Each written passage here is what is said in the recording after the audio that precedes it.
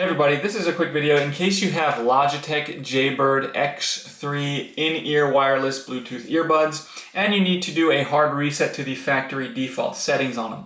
Now you're going to want to do this for one of two reasons. The first one is troubleshooting. If you're having any issues with these earphones not connecting to Bluetooth, or if they're not pairing or syncing with your device, or if they keep disconnecting, not responding, any issues like this can very often be fixed with this hard reset to the factory default settings.